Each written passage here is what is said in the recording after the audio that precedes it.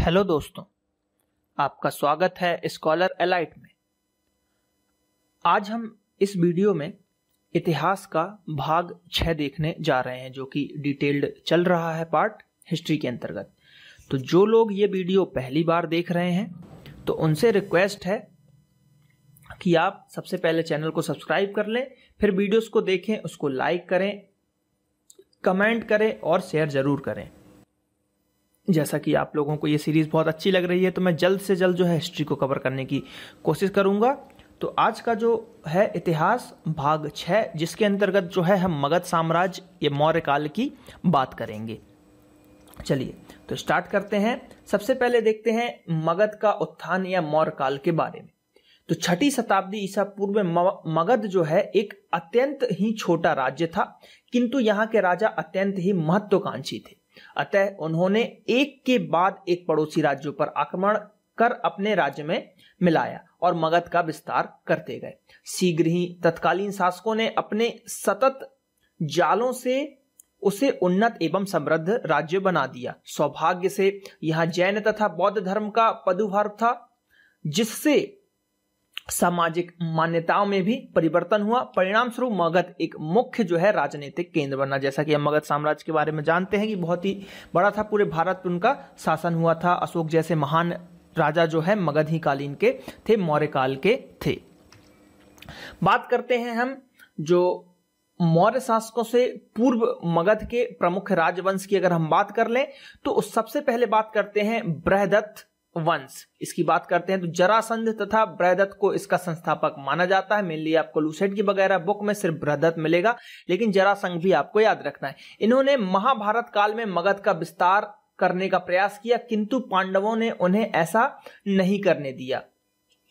ठीक, उन्होंने महाभारत के समय ही जो है मगध जो करने की कोशिश की थी, लेकिन पांडवों ने ऐसा करने नहीं दिया। और जो है निपुंजय जो था बृहदत्त वंश का अंतिम शासक हुआ। इसके मंत्री पुलिक ने इसकी हत्या करवाकर अपने पुत्र को मगध सिंहासन पर आसीन करा दिया। इसके बाद हम बात करते हैं हर्यक वंश की। हर्यक डायनेस्टी के अंतर्गत अगर हम बात करें तो बिंबिसार जो भट्टिये नामक महत्वाकांक्षी सामंत के पुलिक के पुत्र की हत्या करवाकर अपने पुत्र बिंबिसार को 545 ईसा पूर्व में मगध के सिंहासन पर बैठाया गया। बिंबिसार प्रारंभ में एक सेनापति मात्र था, मतलब सेनापति था। उसने अपने बाहुबल के आधार पर ही मगध में एक नवीन राजवंश, जिसको हम हर्यक डायनेस्टी के नाम से जानते हैं, की स्थापना की। महावंश के अनुसार उसने 1493 ईसा पूर्व अर्थात 52 वर्षों, पुराणों के अनुसार 28 वर्ष शासन किया, यानी कि लगभग 52 वर्ष, और पुराणों के अनुसार 28 वर्ष शासन किया। उसने कौशल, वैशाली, मदिया की राजकुमारियों से विवाह किया, जिससे इसे अपनी विस्तारवादी नीतियों में सहायता मिली, और इसका एकमात्र आक्रमण जो है अंग राज्य पर था। तो ये एक आईएमपी क्वेश्चन है, पूछा जाता है कि जो इसका जो एकमात्र आक्रमण इसने कहां पे किया था, तो ये किया था आपका अंग राज्य के ऊपर किया था। बात करते हैं अजातशत्रु की, जो कि बिंबिसार का पुत्र हुआ। इसके बचपन का नाम कुणिक था। ये मोस्ट आईएमपी क्वेश्चन में पूछा जाता है, कुणिक किसका नाम था? तो कुणिक जो है अजातशत्रु का नाम था। अपने पिता बिंबिसार का वध कर, यानी कि इसने जो है अपने पिता का ही खून करके 493 ईसा पूर्व में जो है मगध के सिंहासन पर आसीन हुआ। प्रारंभ में उसे अनेक कठिनाइयों का सामना करना पड़ा, किंतु उसने अपने बाहु एवं बुद्धिबल के द्वारा कठिनाइयों पर विजय प्राप्त कर ली तथा मगध की सीमाओं, गौरव तथा शक्ति में अपार वृद्धि की। इससे प्रसेनजित हराकर उसकी पुत्री से विवाह किया तथा काशी को मगध में शामिल कर लिया गया। इसके बाद जो है उदायन या उदायन भी मिलेगा आपको। उदायन जो है शासक बना। उदायन क्या था? उदायन जो है अजातशत्रु का पुत्र था, और इसने भी है ना जो अपने पिता की ही खून करके बैठा। मतलब अजातशत्रु की भी हत्या उदायन ने की, और उदायन ने जो है पाटलिपुत्र जो है, यानी कि जिसको आज हम पटना के नाम से जानते हैं, जो कि बिहार में है और बिहार की राजधानी है, तो पाटलिपुत्र को अपनी राजधानी बनाई। ठीक है, पाटलिपुत्र, ठीक है, जिसको राजधानी किसने बनाई? उदायन ने, और जिसको बसाया भी उदायन ने। तो ये आप याद रखिएगा। बात करते हैं हम शिशुनाग वंश की। तो शिशुनाग वंश ने चंड प्रदोत के एक उत्तराधिकारी को हराकर अवंती को मगध में मिला लिया। तो अवंती साम्राज्य को जो है अवध में मिला लिया गया। शिशुनाग के बाद के ये राजा जो है ताश के महल की तरह ढह गए, मतलब शिशुनाग के बाद जो है उनके राजा जो है ज्यादा नहीं रह पाए। नंद वंश के संस्थापक ने शिशुनाग के उत्तराधिकारी कालाशोक की हत्या कर दी। तो ये आता है क्वेश्चन कि कालाशोक किस वंश से रिलेटेड थे, तो कालाशोक जो है शिशुनाग वंश से रिलेटेड थे और नंद वंश के संस्थापक ने शिशुनाग के उत्तराधिकारी जो कालाशोक थे उसकी हत्या करी थी। नंद वंश की बात कर लेते हैं तो शिशुनाग वंश के अंत के बाद महापद्म नंद ने नंद वंश की स्थापना की। तो नंद वंश की स्थापना किसने की? महापद्म नंद ने नंद वंश की स्थापना की। वह एक शक्तिशाली राजा था। पुराणों में उसके सभी क्षत्रियों का नाश करने वाला जो है सर्व क्षत्रांतक कहा जाता है पुराणों में। किसको? आपके महापद्म नंद को। तथा बौद्ध ग्रंथों में उसे उग्रसेन या भयानक सेना का स्वामी भी कहा गया है। तो ये जो 2 पॉइंट मैंने बताए हैं बहुत ही इंपॉर्टेंट है, इनको याद रखिएगा आप। तो बौद्ध ग्रंथों में उग्रसेन यानी कि भयानक सेना का स्वामी भी कहा जाता था। इसके बाद अगर हम बात करें 326 ईसा पूर्व में सिकंदर के आक्रमण के समय अंतिम नंद शासक जो है धनानंद या धननंद था, जो कि मगध पर शासन कर रहा। तो इसी बीच क्या है, सिकंदर का जो आक्रमण भी हुआ था। तो आक्रमण की बात आई है तो कुछ हम आक्रमण देख लेते हैं। तो भारत पे ईरानी आक्रमण की अगर हम बात करते हैं तो हखामनी वंश के संस्थापक साइरस ने गेड्रोसिया के रेगिस्तान मार्ग से होकर भारत पर आक्रमण किया और करने में असफल रहा। आगे चलकर इसके उत्तराधिकारी दारा प्रथम के काल में भारत पर आक्रमण किया गया और इसे पारसीक साम्राज्य का 20वां प्रांत बना लिया गया। दारा तृतीय को यूनानी राजा सिकंदर ने परास्त कर भारत से पारसीक यानी ईरानी अधिपत्य को समाप्त कर दिया। तो सिकंदर ने जो है ईरानी सभ्यता को समाप्त किया था भारत से। ये क्वेश्चन भी आईएमपी हो जाएगा आपका। बात करते हैं इसका जो भारत पे प्रभाव क्या पड़ा इन ईरानी आक्रमणों का। तो समुद्री मार्ग की खोज से विदेशी व्यापार को प्रोत्साहन मिला। उत्तरी पश्चिमी भारत में दाएं से बाईं ओर लिखी जाने वाली खरोष्टी लिपि का प्रचार प्रसार हुआ। ईरानियों की अरमाइक लिपि का प्रचार प्रसार हुआ। अभिलेख उत्कीर्ण कराने की प्रथा का प्रचलन हुआ। ईरानियों की सतत शासन प्रणाली का भारत में प्रचलन हुआ। तो ये जो है कुछ चीजें हुई ईरानी आक्रमण होने के बाद। इसमें जो इंपॉर्टेंट है सबसे पहले तो ये वाला कि अभिलेख का जो उत्तीर्ण था ये आपका हुआ। तो यहां पे जो है ये कुछ आईएमपी चीजें थी जिसके अंतर्गत हमने देखा। तो ये वाला आपको याद रखना है कि अभिलेख उत्कीर्ण कराने की प्रथा का प्रचलन कब हुआ था? तो इसी समय में हुआ था। ईरानियों की लिपि जो अरमाइकी लिपि का जो प्रसार हुआ तो अरमाइकी लिपि थी ईरानियों की। ये आपको कुछ चीजें जो है याद रखना है। चलिए, सिकंदर का इसी बीच अभियान हुआ था तो हम सिकंदर के बारे में थोड़ी सी जानकारी ले लेते हैं कि क्या है सिकंदर के बारे में जानकारी। तो सिकंदर जो है मैसिडोनिया या मकदूनिया का शासन के क्षत्रप फिलिप का पुत्र था, यानी कि फिलिप के पुत्र थे। और ये यूनानी था, एक है ना यूनानी था, तो इसको हम यूनानी का आक्रमण भी बोल सकते हैं। इसने अपने विश्व विजय की योजना के अंतर्गत सिकंदर से भारत पर आक्रमण किया था, यानी कि विश्व विजय अभियान पे निकला था सिकंदर और भारत पर उसने आक्रमण किया था। इसका जो सबसे फेमस और सबसे आईएमपी जो क्वेश्चन पूछा जाता है 326 यानी कि 326 ईसा पूर्व में झेलम तथा चिनाब के मध्यवर्ती प्रदेश में शासक जो है पोरस ने सिकंदर का प्रतिरोध किया। सिकंदर एवं पोरस के बीच 326 ईसा पूर्व में झेलम नदी के किनारे भीषण युद्ध हुआ जिसमें पोरस की हार हुई। इस युद्ध को बेतिस्ता का युद्ध या हाइडेस्पीस का युद्ध के नाम से भी जाना जाता है। तो ये जो है आपका इंपॉर्टेंट फैक्ट है। बाद में सिकंदर की सेना ने ब्यास नदी के आगे बढ़ने से इनकार कर दिया। अंततः सिकंदर को वापस लौटना पड़ा। वापस लौटते समय 323 ईसा पूर्व में बेबीलोन में जो है सिकंदर की मृत्यु हो गई थी। कहां मृत्यु हुई? तो बेबीलोन में। कौन था वो? यूनानी था। कहां का था? मकदूनिया का शासक। और झेलम नदी वाला युद्ध। बस इतने ही 2-3 फैक्ट हैं सिकंदर के बारे में जो एग्जामों में अधिकतर पूछे जाते हैं, तो ये आपको जो है याद रखना है। चलिए, सिकंदर की बात हो गई। तो अब सिकंदर का जो आक्रमण हुआ उससे भारत पे क्या प्रभाव पड़े वो देख लेते हैं। पर्वतीय मौर्य एवं गुप्त सम्राटों ने सिकंदर द्वारा उत्तर पश्चिमी प्रांतों में स्थापित क्षत्रप प्रथा का अनुकरण किया। हाथियों तथा रथों की अपेक्षा अवरोही सेना को बढ़ावा मिला। देखिए, इस समय क्या हुआ था कि जैसे ये मान लीजिए झेलम नदी है और इधर से आया था सिकंदर और यहां से हमारे जो पोरस साहब थे, तो क्या हुआ कि जब पोरस ने जो अपनी सेना 1000 हाथियों की सेना उसने खड़ी कर दी थी सामने। कभी सिकंदर ने, उधर यूनान में हाथी होते नहीं थे तो कभी उनने हाथी देखा नहीं, तो हाथी को देख के सिकंदर जो है घोड़े पे से गिर गया था। ये कहानी है कि उसने ये देखा कि आखिर यार ये चीज है क्या, तो थोड़ी सी सेना उनकी घबरा गई थी, तो इसलिए जो है हाथी, फिर जो और अपने यहाँ के राजाओं ने देखा कि यार वो लोग कुछ अलग तरीके से आते हैं, तो वो चीज अपनाई गई। नए स्थल मार्ग, समुद्री मार्ग की जानकारी मिली। यूनानी मुद्रा की भांति भारत में उलूक शैली के सिक्के भी प्रचलित हुए। तो पूछ लिया जाएगा उलूक शैली के सिक्के किससे रिलेटेड थे, तो यूनानी मुद्रा की ही तरह उलूक शैली के सिक्के भी थे। बात करते हैं भारतीय वेशभूषा की, तो भारतीय वेशभूषा पर यूनानी प्रभाव पड़ा। कला में गांधार शैली का जन्म हुआ। ठीक है, कला में जो है गांधार शैली का आपका जन्म हुआ। तो कब गांधार शैली कब आई? सिकंदर के आने के बाद। ठीक है, याद रखिएगा। बात करते हैं अब हम मौर्य वंश की, जिससे क्वेश्चन बनते हैं इतिहास में। तो मौर्य वंश की बात करते हैं तो चंद्रगुप्त मौर्य जो है इसके प्रथम शासक थे या संस्थापक थे, चंद्रगुप्त मौर्य। बात करते हैं स्नूपर के अनुसार मौर्य पारसिक थे, क्योंकि अनेक मौर्यकालीन प्रथाएं पारसिक प्रथाओं से मिलती जुलती थी। ब्राह्मण साहित्य, विष्णु पुराण, मुद्रा राक्षस कथा के अनुसार वे बृहकत थे।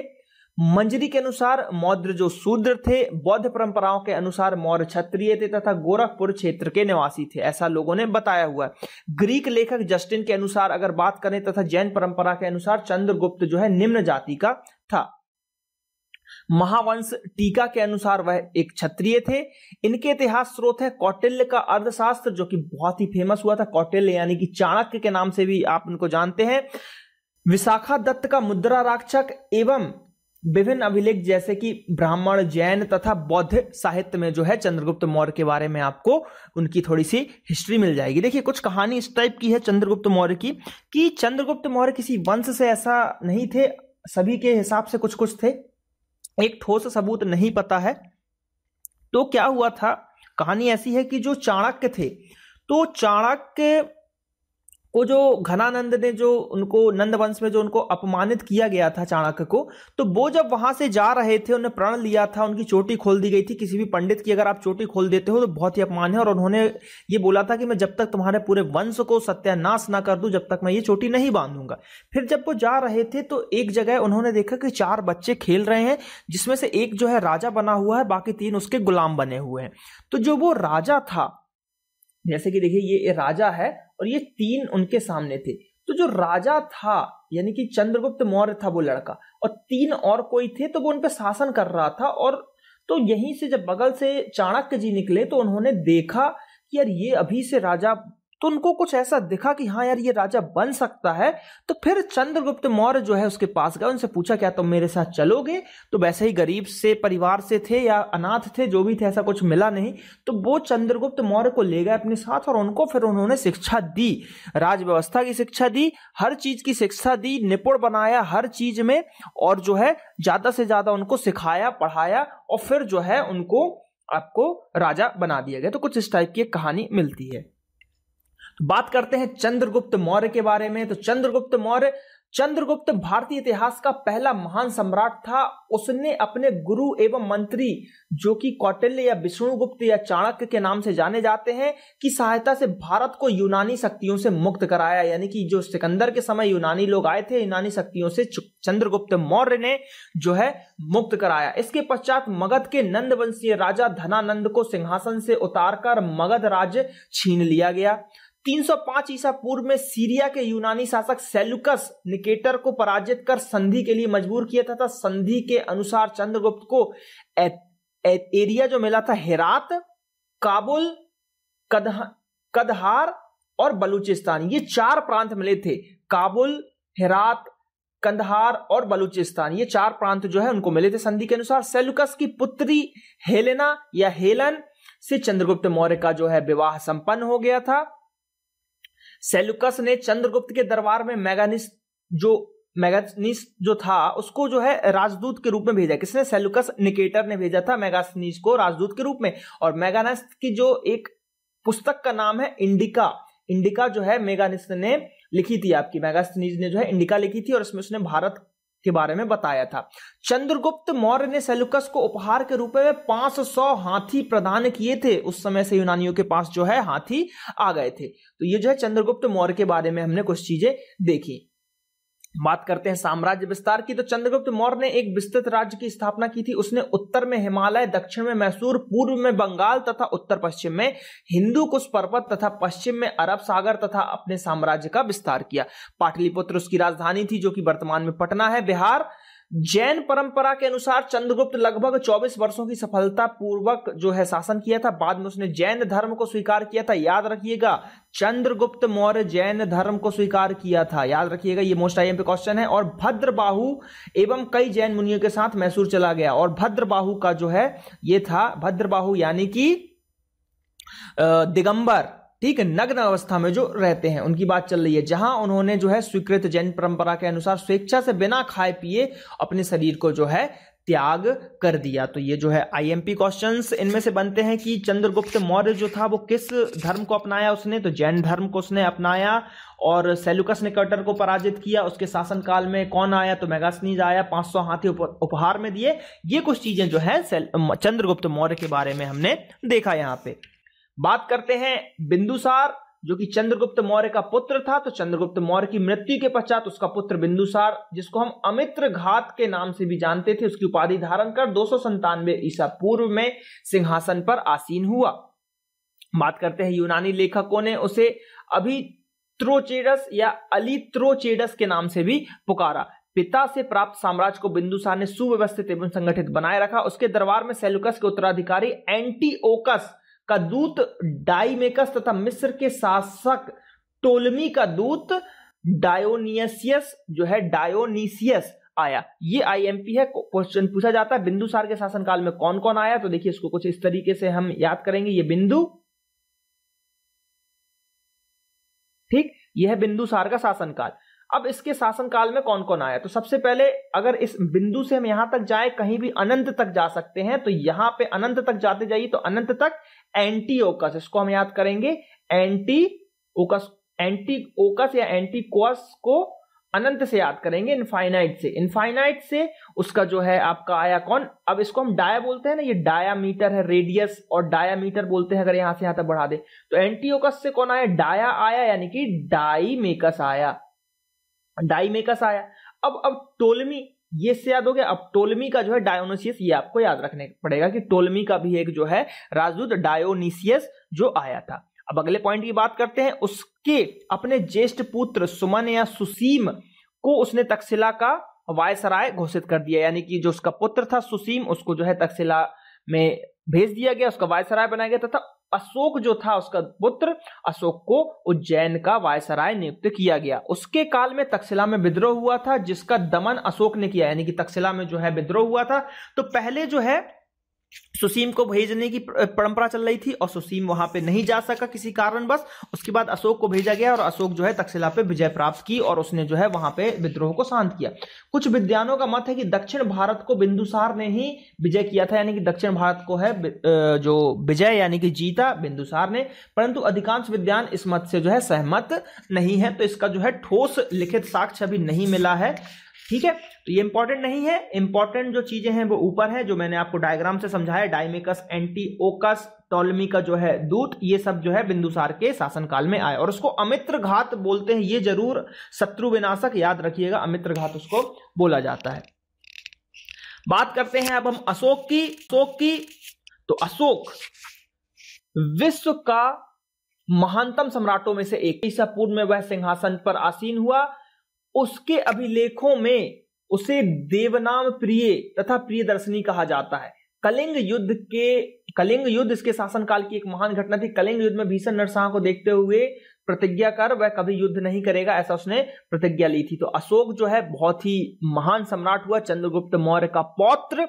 इनकी माता का नाम सुभद्रांगी था, जिससे जो है जंगल में एक बार क्या हुआ था, इसकी स्टोरी इस टाइप की है कि जो बिंदुसार थे जंगल में गए थे शिकार करने, लेकिन जो उनके ही राज व्यवस्था के कुछ लोग उनको मरवाना चाहते थे, तो उन्होंने उनको मरवाने की कोशिश की। तीर उनको लग गया तो उनका जो है फिर नदी में गिर गए और बह के जो कहीं पहुंचे तो वहां पे जो है इनका इलाज किया गया सुभद्रांगी के द्वारा, ठीक है, जो अशोक की माता हुई, फिर उन्होंने वहीं जंगल में शादी कर ली और अशोक भी वहीं पे पैदा हुआ। तो इस टाइप से कुछ जो है इनका रोल है। अब बात करते हैं, उसने अपने ब्राह्मण धर्म की स्थापना तथा बौद्ध धर्म का ग्रहण किया। अब याद रखिएगा, चंद्रगुप्त मौर्य जो था वो जैन धर्म का था, लेकिन अशोक जो कि उनका पौत्र है वो बौद्ध धर्म को ग्रहण किया था तथा बौद्ध धर्म का प्रचार प्रसार किया। लोक कल्याणकारी कार्य किए। धर्म प्रचार के लिए अशोक ने निम्न कार्य किया। कौन कौन से कार्य किए देखते हैं। धम्म नीति का पालन किया, इसके धम्म हम पढ़ेंगे आगे। मठों का निर्माण किया, धर्म यात्राएं की, धार्मिक पथ प्रदर्शन किया, पशुवध निषेध किया, धर्म महामंत्रों की नियुक्ति की, तीसरी बौद्ध संगति का आयोजन किया, शिलालेख लिखे, दान व्यवस्था, लोक कल्याणकारी कार्य, कई सारे जो अच्छे कार्य जो है अशोक ने किया। अशोक बहुत ही अच्छा राजा हुआ। बात करते हैं अशोक के अभिलेख, जो कि मोस्ट आईएमपी है। अशोक के अभिलेखों को 3 श्रेणियों में बांटा गया है। पहला शिलालेख, फिर स्तंभ लेख और गुफा लेख। बीएन स्मिथ के अनुसार इन लेखों को 8 भागों में बांटा गया है। तो बात करते हैं 2 लघु लेख की। तो 2 लघु शिलालेखों में अगर हम बात करते हैं तो 258 ईसा पूर्व में खुदवाया गया था। प्रथम प्रकार के शिलालेखों से अशोक के व्यक्तिगत जीवन तथा द्वितीय प्रकार के शिलालेखों से धर्म के संबंध में जानकारी मिलती है। प्रथम प्रकार के शिलालेख सहसराम जो कि बिहार के अंतर्गत है और वैराट जो कि राजस्थान के अंतर्गत है, मास्की गविमठ, पलकी गुंडू चेरागुंडी में, तथा द्वितीय प्रकार की शिलालेख जो है मैसूर के अंतर्गत रामेश्वर ब्रह्मगिरी में पाया गया। अब बात करते हैं भ्रभु शिलालेख की। तो यह राजस्थान स्थित बैराट नामक स्थान में उपलब्ध हुआ है। इसमें अशोक ने बौद्ध धर्म के अनुयायी होने का स्पष्ट प्रमाण है। तो ये आपको याद रखना पड़ेगा कि भ्रभु शिलालेख किससे रिलेटेड है। तो अशोक के बौद्ध धर्म के जो है अनुयायी होने का स्पष्ट लेख है। बात करते हैं 14 शिलालेखों की। तो 14 शिलालेख जो अशोक ने लिखे हैं टोटल, उनमें से 13वां शिलालेख जो है वो सर्वाधिक महत्वपूर्ण है, क्योंकि उसमें जो है अशोक के हृदय परिवर्तन का जो आपका साक्ष्य मिलता है कि कलिंग युद्ध के बाद जो है उनका हृदय परिवर्तन हो गया था। बात करते हैं कलिंग शिलालेख की। तो इसकी संख्या 2 है। ये धैली तथा जोगदा नामक स्थान पर पाए गए हैं। डॉक्टर स्मिथ के अनुसार इनका निर्माण 256 ईसा पूर्व में इनके नए प्रदेशों के राज्य प्रबंध में जो है संबंध में आदेश है। तो इस टाइप से ये इनके कुछ शिलालेख हैं। बात करते हैं अशोक के धम्म की।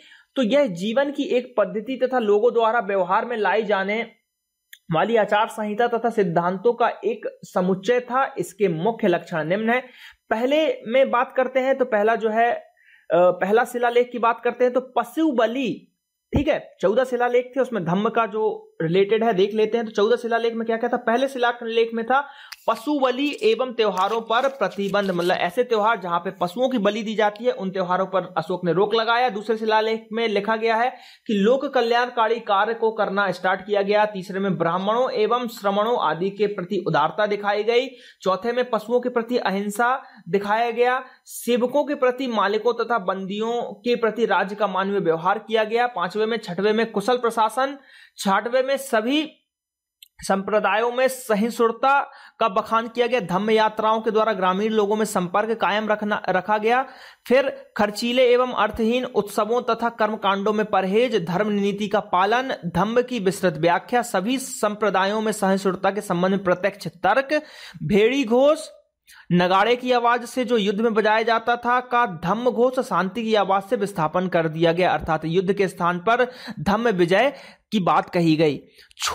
यह छोटे से फरमान है जिसमें अशोक स्पष्ट करता है कि उसने फरमान संपूर्ण देश में खुदवाए हैं। मतलब 14वें में यह बताया गया है कि यह जो पूरे जो शिलालेख जो है अशोक ने ही खुदवाए हैं। तो ये धम्म हमने देखे। उसके बाद हम बात करते हैं प्रांतीय शासन। अशोक के शासन काल में जो प्रांतीय शासन किस प्रकार थी, या मौर्य काल में। तो मौर्य साम्राज्य कई प्रांतों में विभक्त था तथा महत्वपूर्ण प्रांतों के राजकुमारों के अधीन रखा गया था। तो 5 जो है महत्वपूर्ण हम देखेंगे। उत्तरी प्रांत उत्तर पथ, पश्चिमी प्रांत अवंती पथ, पूर्वी प्रांत जो है प्रस्यापथ, दक्षिणी प्रांत की अगर हम बात करें तो दक्षिणापथ, और केंद्रीय प्रांत की बात करें तो मगध या पाटलिपुत्र। तो इसके अंतर्गत जो है तक्षशिला था, उज्जैन था, तैसाली जो कि कलिंग, और सूरानगरी, और संपूर्ण साम्राज्य का मुख्यालय केंद्रीय प्रांत था। नगर शासन की बात करते हैं, नगर व्यवस्था की। तो नगर का प्रधान नगर का अध्यक्ष कहलाता था, और मेघानिस्त द्वारा जो है इंडिका उसकी पुस्तक थी, उसके अनुसार नगर शासन में समितियों का महत्वपूर्ण योगदान था। ग्राम सभा की बात करते हैं तो ग्राम शासन की सबसे छोटी इकाई थी। गांव का मुखिया ग्रामीण या ग्रामीणी कहलाता था। प्रत्येक गांव में एक सरकारी कर्मचारी होता था जो ग्राम भोजक कहलाता था। तो ये क्वेश्चन आता है कि ग्राम भोजक किस काल से रिलेटेड है? तो ग्राम भोजक मौर्य काल से रिलेटेड है, ये आपको याद रखना है। बात करते हैं हम आय के स्रोतों की। तो लगभग संपूर्ण आर्थिक गतिविधियों पर राज्य का नियंत्रण होता था। उपज का 1/6 यानी कि 6वां भाग अथवा 4था भाग भूमि कर के रूप में वसूल किया जाता था। इसके अलावा सेतु कर, वन कर, पशु कर, सीमा शुल्क, धर्मस्थल पर कर आदि आय के मुख्य साधन थे। राज्य का खनन, शराब, अस्त्र शस्त्रों के निर्माण आदि पर एकाधिकार था। न्याय व्यवस्था की बात करें तो न्यायालय 2 प्रकार के होते थे, धर्मस्थलीय और कंटक शोधन न्यायालय। इसमें दीवानी संबंधी मामलों पर जो है निर्णय होता था और इसमें फौजदारी जो है संबंधों पर निर्णय किया जाता था। तो 2 प्रकार के न्यायालय थे, धर्मस्थलीय और कंटक शोधन न्यायालय की बात की जा रही है। बात करते हैं सेना प्रबंधन की। तो सेना का जो प्रबंध 6 भागों में विभक्त किया गया था। प्रत्येक विभाग का 5 सदस्यों की समिति के हाथ में रहता था। इन्होंने नौसेना को भी गठित किया था। तो सेना के जो है कुछ प्रमुख विभाग जो हैं इसको हम देख लेते हैं। तो बात करते हैं नौसेना विभाग। इस विभाग के अध्यक्ष को नवाध्यक्ष कहा जाता था। अश्व सेना विभाग, इस विभाग के अध्यक्ष को अश्वाध्यक्ष कहा जाता था। नवाध्यक्ष। हस्ती सेना की बात करें तो इसको हस्ताध्यक्ष कहते थे। बात करते हैं रथ सेना विभाग। यह विभाग रथ सेना का प्रबंधन करता था। इस विभाग के अध्यक्ष को रथाध्यक्ष कहते थे। गुप्तचर प्रणाली की बात करें तो गुप्तचर अत्यंत ही सुव्यवस्थित एवं संगठित थी। कौटिल्य के अर्थशास्त्र के अनुसार जो है गुप्तचरों के 2 वर्ग थे, संस्थान तथा संचारण। ठीक, तो ये हमने मौर्य जो है मौर्य काल के बारे में जो है हमने लगभग बहुत सारी चीजें यहां पे देखी। तो यहां पे जो है मौर्यकालीन सभ्यता जो है हमने देखा, अशोक देखा, चंद्रगुप्त मौर्य देखा और मौर्य शासन काल की व्यवस्थाएं देखी। तो जो इंपॉर्टेंट चीजें थी वो मैंने कवर की हैं। पूरा मौर्य काल तो कवर नहीं कर पाए, बहुत सारी चीजें हैं। तो जो एग्जाम के उद्देश्य से अच्छी चीजें थी वो हमने कवर कर ली हैं। तो चलिए अब आपका काम है यहाँ पे कि आप चैनल को सब्सक्राइब कीजिए और ये हमारा फेसबुक पेज है www.facebook.com/scholaralite। इसको भी आप लाइक कीजिए, ज्यादा से ज्यादा फेसबुक पेज को लाइक कीजिए, हमारे वीडियोस को लाइक कीजिए, कमेंट कीजिए, शेयर कीजिए, सब्सक्राइब जरूर कीजिए। चलिए मिलते हैं अगले पार्ट में। धन्यवाद।